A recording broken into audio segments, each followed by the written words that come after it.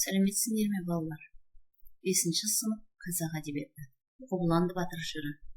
Қобыланды батыр жыры қазақ халқының ең көлемді батырлар жырының бірі. Жырдың негізгі тақырыбы жері мен елін сыртқы жаудан қорғау, осы жолда ерлік көрсеткен ер азаматтардың батырлық істерін көрсету. Қобыланды батыр жырының ең көне түрі бізге жетпеген.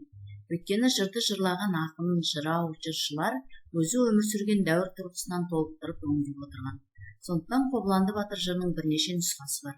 Аталған жырды Марабай жырау, Мергенбай жырау, Біржан Толымбайұлы, Мұрын Сеңгірбайұлы сынды жыршы ақындар жырлаған. Бізге жырдың 29 нұсқасы жеткен. Осы 29 нұсқасының 26 нұсқасы Қобыланды батырдың ерлігі жайында. Ал 3 нұсқасы Қобыландының балалары Бөкенбай мен Киікбай батырлар туралы жазылған. Қазіргі күнде бұл жырдың нұсқалары Мәскеу, Алматы, Орынбор, Қазан, Ташкент, Нүкіс қалаларының мұрағаттарында сақтаулы. Қарақыпшақ Қобыланды батыр тарихи тұлға, шамамен 15 ғасырда өмір сүрген. Тарихи деректер бойынша көшпелі өзбек мемлекетінің негізін қалаушы Әбілқайыр ханның бас батырларының бірі болған. Қазақ шежіресіне сүйенсек, Қобыланды Қарақыпшақтан тараған Тоқтарбайдан туған. Мұның бәрі Қарақыпшақ Қобыланды батырдың аңыздық негізде қиялдан туған кейіпкер емес, өмірде болған, ерлік істерімен еліне танылып, құрметіне бөленген батыр болғанын дәлелдейді. Достар, ерлікке баулайтын батырлар жырын оқиық.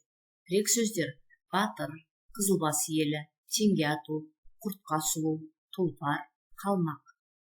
Кешегі өткен заманда, дін мұсылман аманда.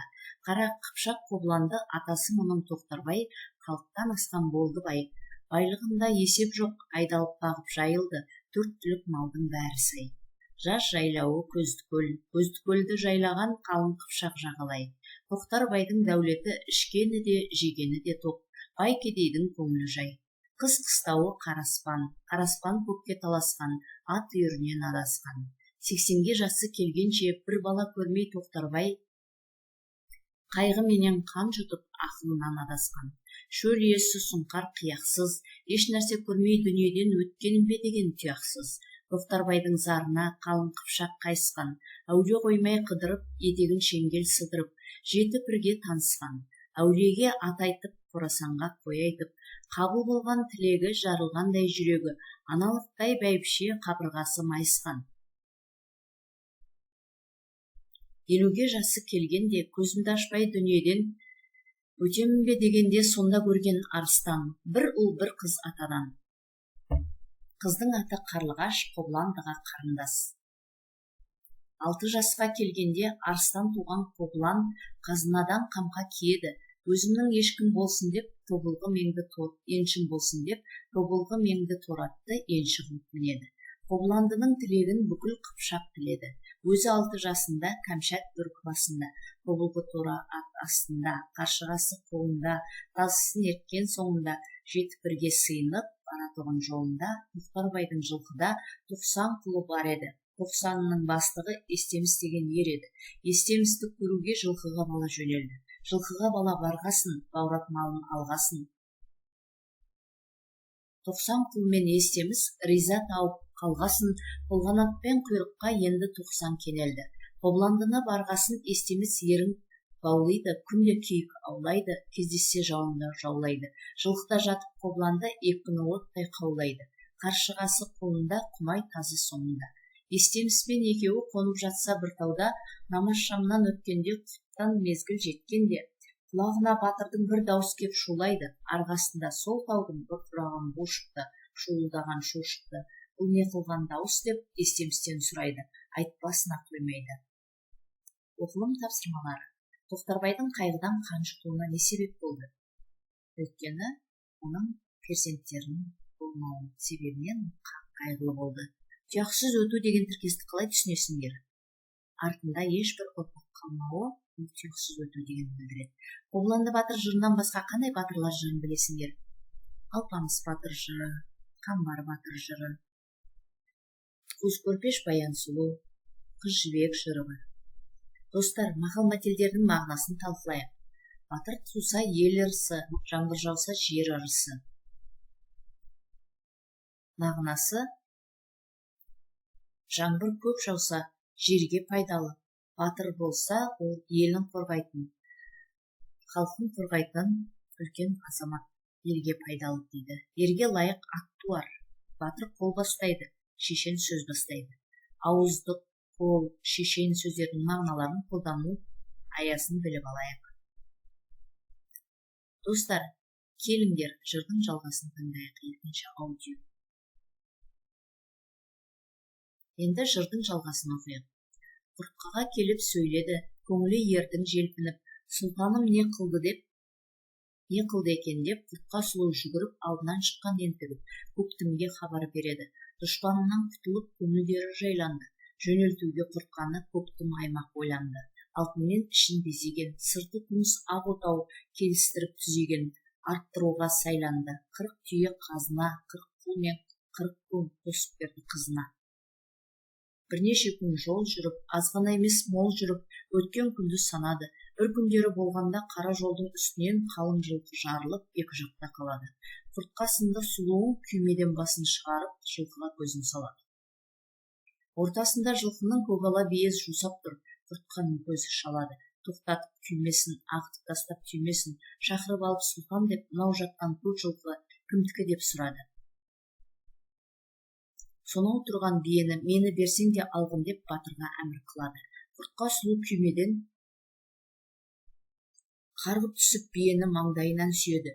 Көшіне тіркеп жөнелді, көгала бие дөңбекшіп, домалана сұлады.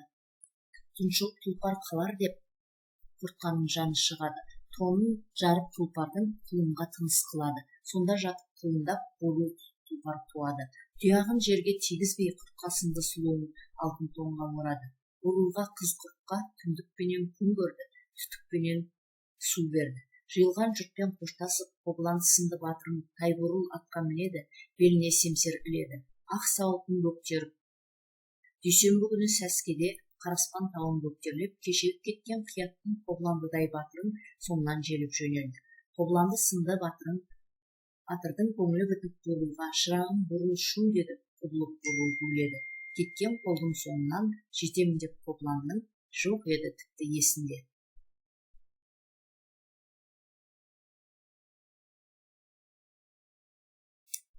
Лаңдаған бурылмен артық туған қобыланды аңқытып жетті бесінде. Қобыланды гулеп жөнелді, көп қиятқа қарамай, қалың қият көп болсын, бәрі қалды артында, бірі еруге жарамай. Сонда бурыл гуледі, табаны жерге тимеді. Көлденең жатқан көктасты тіктеп тиген тұяғы сазбалшықтай иледі. Қобыландыдай батырын бурыл атқа шу деді, бүктеле беріп жазылып, бурылы гуледі. 6 қабат орнынан 7-ші қабат қалаға қояндай ырғып жөнеді.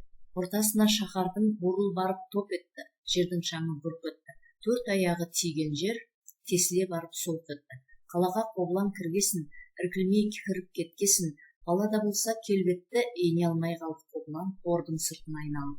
Арыстан туған қобыланды, ақ білегін сыбанып, көңілі тасып келеді, жауды көріп қуанып. Сол уақытта алдынан қара қасқа ат мінген, алдынан шықты ер қазан. Жайықтың бойы қамысты, батырлар қылды намысты. Ырғай сапты сүңгіме, ырғай салысты. Ұлы сәске болғанда, ортасында қаланың, ер қазанның аузына қобыланды құйды балшықты. Қазан аттан құлады, көріп елі шулады. Топтанып тұрған нөпірге қобыланды жалғыз тиеді, бөлек-бөлек қылады, бөлінген қойдай қырады. Жалғыз өзі батырын жойып кетіп барады, қойға түскен қасқырдай сойып кетіп барады. Жолбарыс шапқан құландай жойып кетіп барады. 3000 атты бір сайға, 4000 атты бір сайға қойып кетіп барады. Қайтарында алмаққа тізгінінен қосақтап түйіп кетіп барады. Ақ білегі қан болып, жау үстіне жол салды, үкімін жауға мол салды. Көмегі жоқ соңында, жаны құдай қолында, туырлықтай туалып, туды қанға суарып. 40 000 атты қызылбас әрі-бері қозғалды, қырылмағаны аз қалды. Артық туған қобыланның ісі келді жөніне, келмеді дұшпан шеніне. Қалмақтан алған көп олжа, әділдікпен батырын жиып алып көп халқын бөліп берді еліне. Тақыр кедей кеміне, кедейі байға теңеліп, риза болды бәрі де, қобыланды сынды еріне.